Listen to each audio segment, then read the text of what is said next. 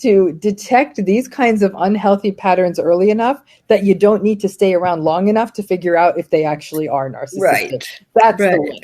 You know, Right. so Yeah. right now I'm hearing about something very avoidant, but that may not be the stuff on which a strong house of intimacy can be built. Okay.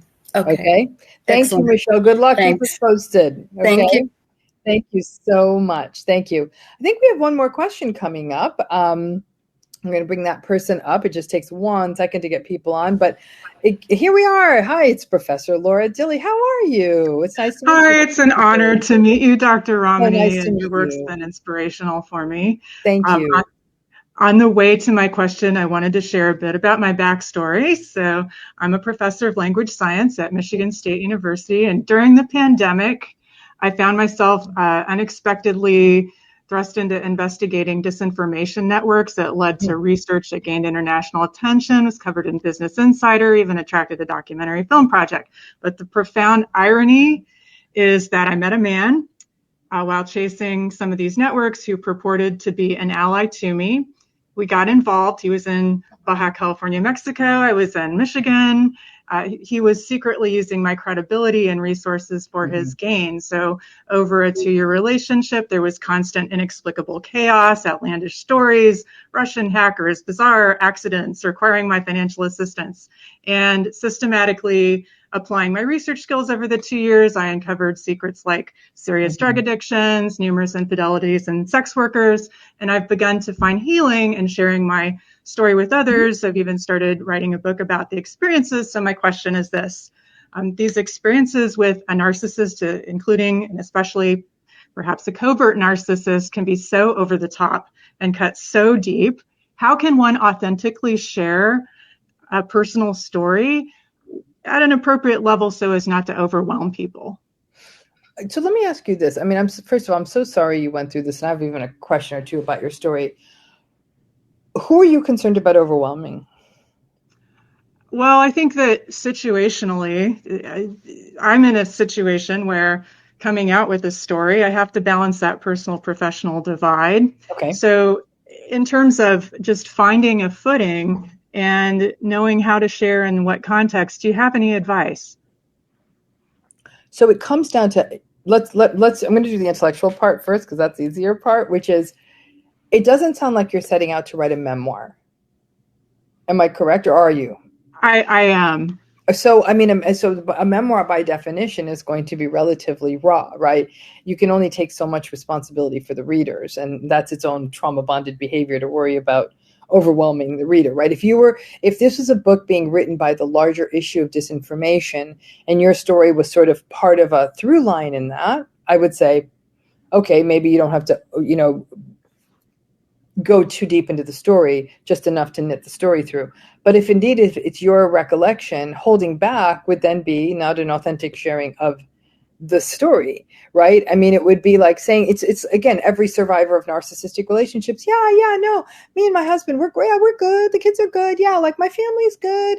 That's all that happens. And then one day the whole thing blows up and people are like, how did I miss this? Well, because the person often didn't feel that they could share, right? So there's one world out there that talks about that often pathologizes people who trauma dump. I struggle with that because I think that's a cruelty to people who it might have taken them a minute to tell their story. Are there people out there who might be a bit excessive with their story? Yes.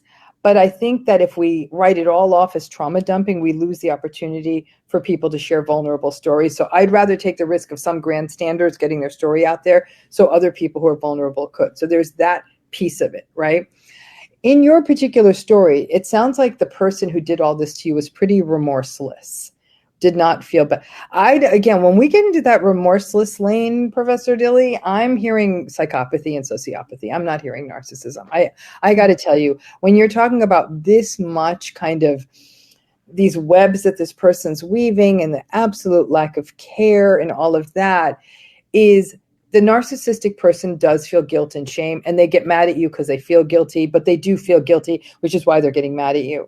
The psychopathic person feels none of that. And it is a much more chilling experience. Anyone on here who's had a psychopathic relationship, you know the difference. And so I don't know that I think for you, the bigger issue might be, what are the implications going to be if I write this in a memoir format for my academic career? Could this hurt me there? I don't know. It depends on, I mean, Michigan State's R1, old school, like traditional academia. That's a different conversation, right? Mm-hmm. I think in terms of readership, people who are reading these stories would actually rather read the truth of the story, because they'd want it, because all of us walk around saying, how did I miss this? How did I miss that? So when we hear that a person who is, whether it's a professor, a psychologist, a CIA operative, all these people getting pulled into narcissistic relationships, all of a sudden person's like, maybe this isn't about me being naive. It can happen to any of us.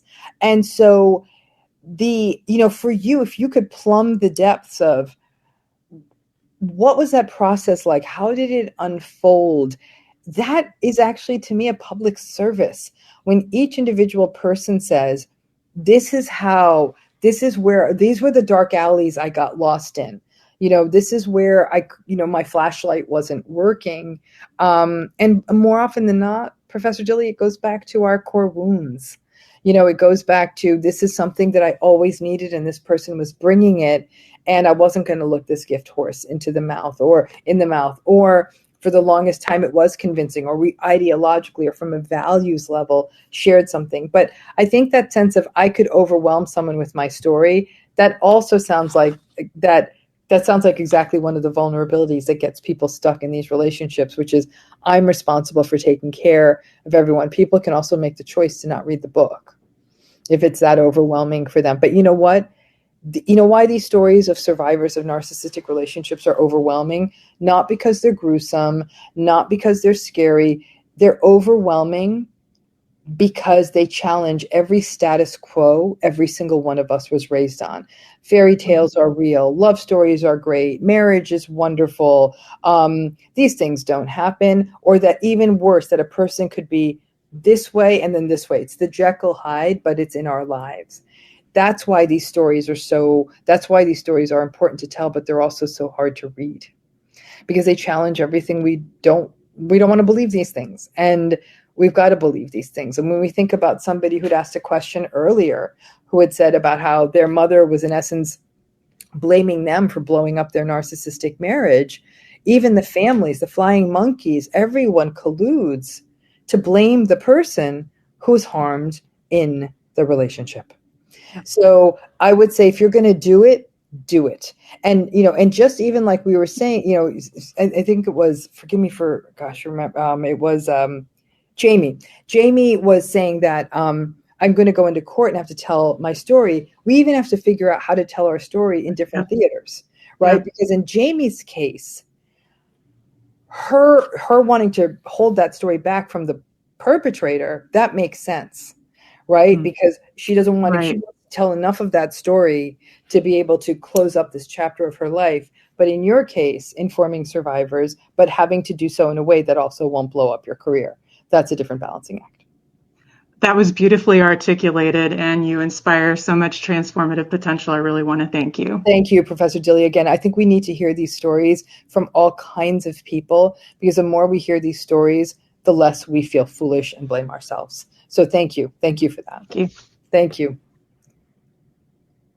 I want to thank everyone for their amazing questions, from Nikki and all that's come up with her mother. Jamie, we are really rooting for you for some kind of outcome in court that'll help you feel more whole. To Michelle, that, there's a tremendous courage and putting yourself back out there after being through one of these relationships and starting to see warning signs. And of course, to Professor Laura Dilley, of how do we tell our stories in ways that can be healing, that are authentic, but also account for the reality of the world. So again, every week you remind us how nuanced and challenging this is, but also that there is hope, that there is healing, and that us having this conversation together, this conversation that is not an easy one to have and that is still blocked in a lot of circles, is so important.